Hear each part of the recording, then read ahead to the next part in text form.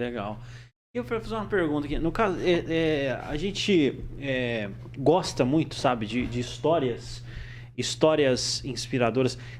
No caso, teria alguma história, algum caso, né? Que nem o Pérez estava falando de transformação, que talvez não pode citar nomes, né? Mas colocar alguma situação ali que, poxa, a gente tem curiosidade em relação a Sim. isso, sabe?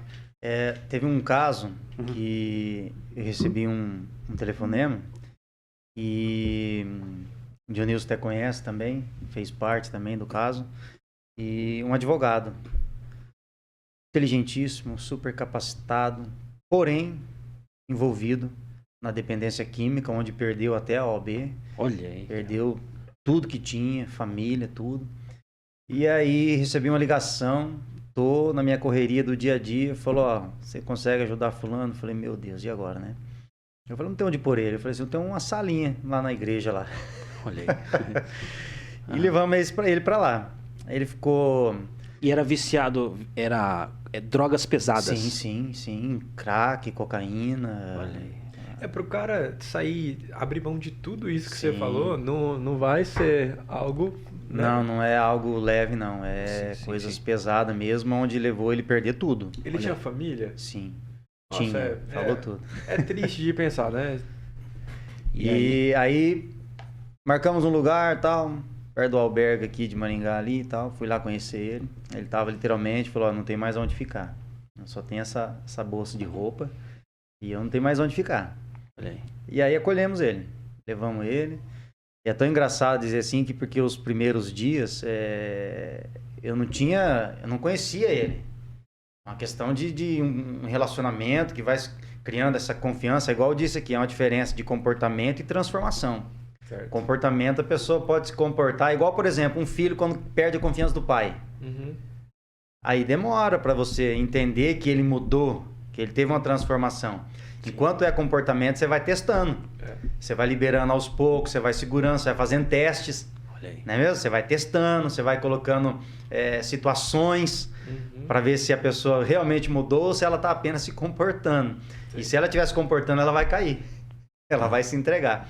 E os primeiros dias, uma hora ou outra, ela vai se entregar. Os primeiros dias, para não dizer um mês, eu fechava ele lá dentro do templo ali, né? Não da salinha, mas do templo. Aí tinha todo acesso, a cozinha, banheiro, tudo e tal. Preso na igreja. Preso na igreja.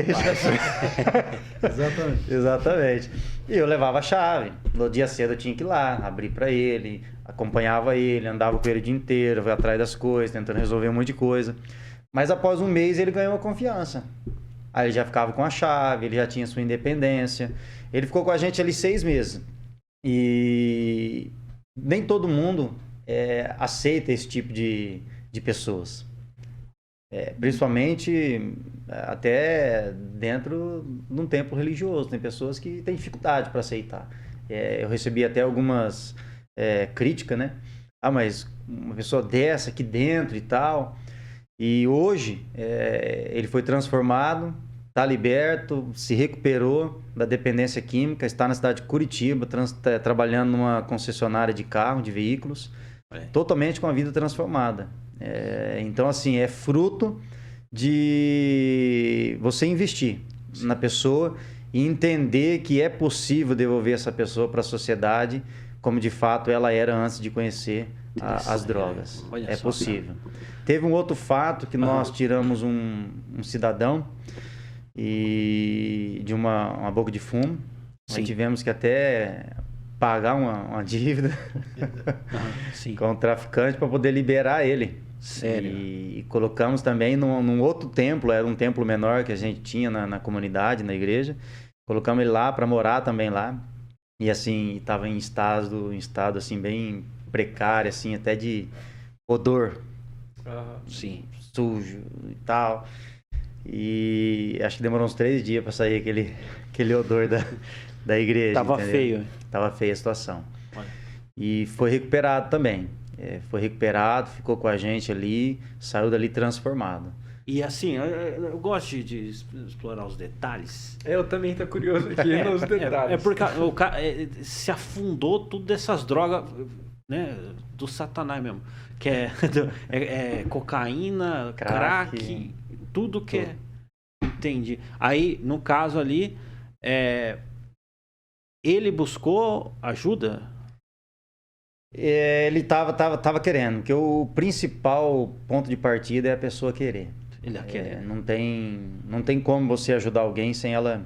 Ela tem que querer, né? Ela tem que querer. Ela Ela só já não sabe estava pedindo como. socorro. E Não nem tem adianta recursos, né? os parentes, né? Às vezes os parentes falam, Não, você querendo interna ajudar. agora cedo, meio-dia o cara saiu já, quando ele não quer. Quando os parentes levam na força, interna meio-dia, 6 da tarde ele já está na rua já. Olha aí. Porque geralmente todas as casas terapêuticas que a gente tem acesso e trabalha toda segunda-feira, hoje mesmo pela manhã estava lá ministrando, palestrando, falando, ensinando. São mais de 80 a 100 internos nessa casa que a gente tem um trabalho toda segunda-feira. Chuva, faça sol, nós estamos lá. Muito legal. E o primeiro ponto de partida é a pessoa querer. Porque quando você leva na obrigação, amarrado num bom sentido, forçado, ele vai embora. Porque todas as casas são abertas. Eles têm liberdade para ir ver. Tem. É porque assim, Jean e Dionilson, Altair também, quando a gente fala de algo assim, a gente...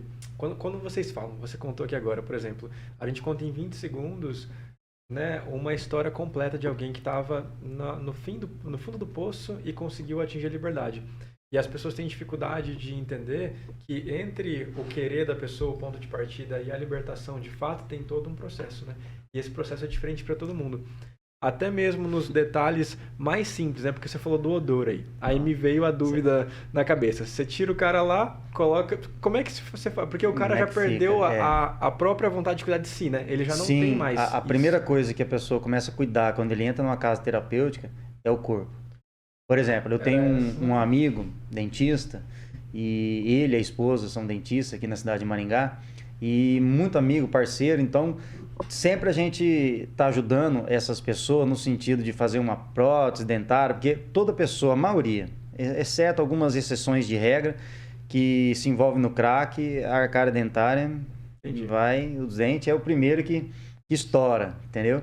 E quando ele entra na casa de recuperação, com 2, 3 meses, ele já começa a ter uma autoestima do corpo. Ele começa a se amar. Aí ele começa a se cuidar, desde o banho, do corte de cabelo. Aí eles já começam a procurar. Viu? Fiquei sabendo que você arrumou pro outro ali. Você não consegue pra mim e tal? Já quer arrumar os dentes. Que agora ele já tem uma visita, né, da esposa, que às vezes ele deixou a família perdoou, tá voltando a ter vínculos, laço familiar. Então ele quer se cuidar. Ó, uma história interessante. Aqui no Santa Felicidade, eu encostei o carro, era em torno de meio-dia para 1h da tarde. Ali tinha uns 15 drogados. Tava eu mais um parceiro. Nós fomos para encontrar uma pessoa e essa pessoa acabou que não quis mais ser internada. De repente, um jovem sentado, tá na cidade de Umuarama hoje. A família, restaurou a família, conseguiu contato. Fazia 3 anos que não tinha contato com a família. Nossa. Conseguiu contato, a esposa o perdoou, o recebeu, restaurou a família.